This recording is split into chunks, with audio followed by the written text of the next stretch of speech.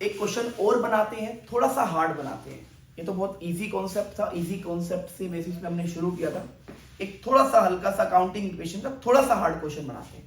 मान के चलो मिस्टर एक्स ने बिजनेस स्टार्ट किया विद कैश 50,000। नेक्स्ट डे उसने गुड्स परचेज किया इन क्रेडिट में, उधार में लिया मेरे बच्चों 20,000 का। नेक्स्ट डे मेरे बच्चों गुड्स को सोल्ड कर दिया इन क्रेडिट में, उधार में ही, जिसका कॉस्ट प्राइस था 15,000 और उस भाई साहब ने सोल्ड कर दिया उसे एट 17,000 में। 15,000 वाला सामान 17,000 में बेच दिया। नेक्स्ट डे उसने रेंट पे किया, रेंट पेड 500 का। नेक्स्ट डे आउटस्टैंडिंग रेंट आया, आउटस्टैंडिंग सैलरी आई, मान के चलो 1,000 रुपए की, मतलब एक वर्कर से काम करा लिया, उसके पैसे नहीं दिए। ठीक है फिर, तो इस एंट्रीज को बनाएंगे, सीखेंगे। अकाउंटिंग इक्वेशन का फॉर्मेट भाई ने क्या समझाया था अभी, इधर पर्टिकुलर, इधर एसेट्स और इधर liability plus capital. These are our assets, these are our liabilities, these are our capital. और मेरे बच्चों एक फॉर्मेट हो गया तैयार। यहां पर समझाया था पर्टिकुलर लिखना या ट्रांजैक्शन। ठीक है, शुरू करते हैं। Mister x start business with cash, start business, तो कैश आया कितना 50,000 रुपीज का, और कैपिटल भी कितनी आई 15,000 रुपीज की। नेक्स्ट डे परचेज किया गुड्स,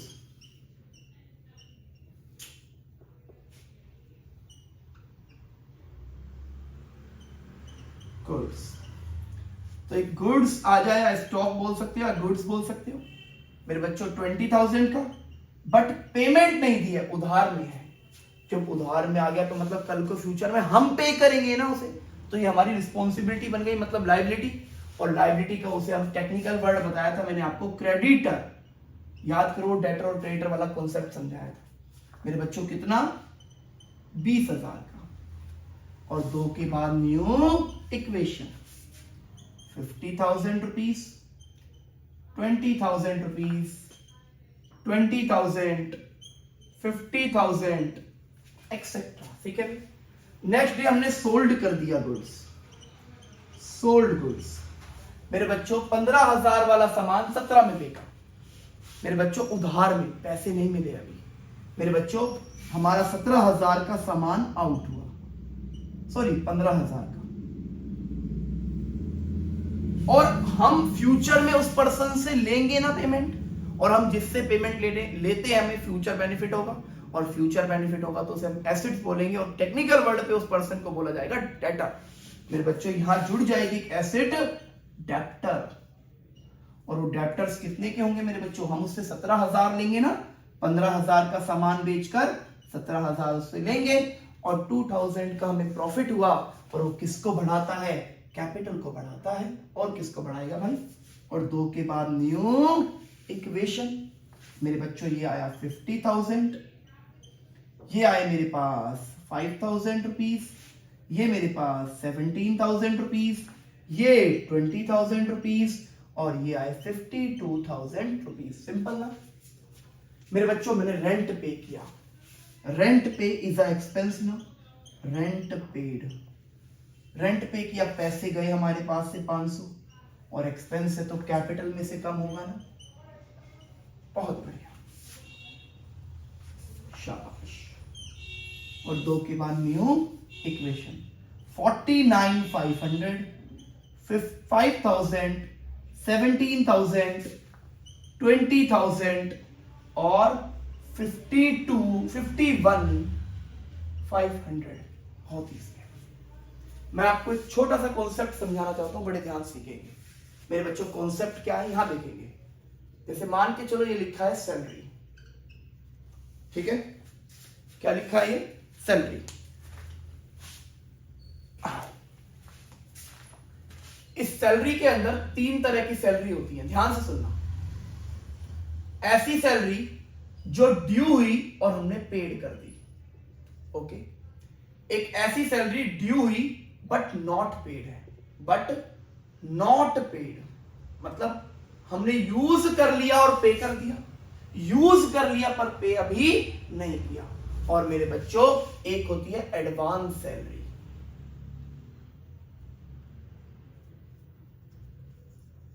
एडवांस सैलरी।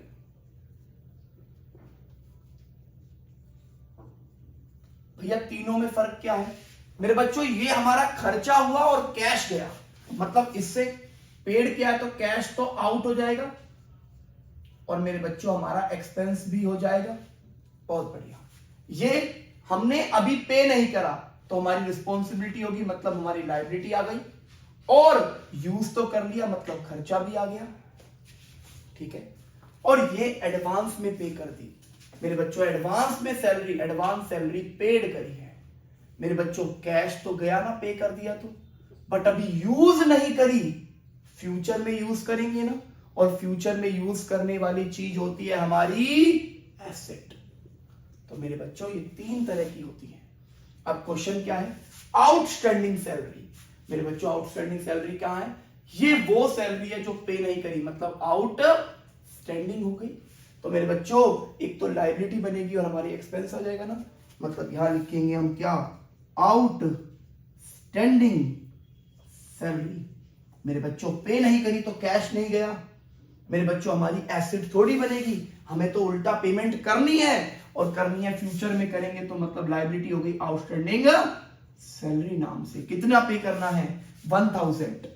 मेरे बच्चों इसी के सामने आएगी और इसके सामने आएगी, सही है। और मेरे बच्चों खर्चा तो हो ही गया ना, यूज कर ली तो, और यूज कर ली तो मेरे बच्चों खर्चा हो गया, तो कहां से माइनस खर्चा, कैपिटल से।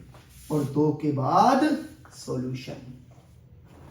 मेरे बच्चों 49,500, 5,000, 17,000, 20,000, 1,000 और 50,500। मेरे बच्चों एक बार टोटल करो मेरे भाई, 17 और 5 कितना हुआ, 22। 22 के अंदर 49,500 प्लस कर दो, 22 के अंदर 49,500 प्लस करोगे मेरे बच्चों कितना होगा, ये बन जाएगा 71,500। और एक बार इसको भी प्लस करो, ये बन गया 70 और 71,500, 71,500। मतलब एसेट्स जो है वो इक्वल है लायबिलिटी प्लस कैपिटल के, मतलब अकाउंटिंग इक्वेशन सेटिस्फाइड है। आगे समझ में, ये मोस्ट एसेंशियल क्वेश्चन है, इसमें से ये क्वेश्चन, ये वाला और ये तो बहुत अच्छे हैं। समझ में आ गई बात, इसका स्क्रीनशॉट ले लो और इस क्वेश्चन को बनाने की कोशिश करो। आप अकाउंटिंग इक्वेशन के 5th चैप्टर के बढ़िया बढ़िया क्वेश्चन 1 से लेकर 10 तक बना सकते हो इनके बेसिस पे। मैं बनवाऊंगा भी एक एक करके, बट मैं अभी कॉन्सेप्ट सिखा रहा हूं, तो पहले कॉन्सेप्चुअली चलूंगा क्वेश्चन को लेकर, ठीक है बच्चों, डन।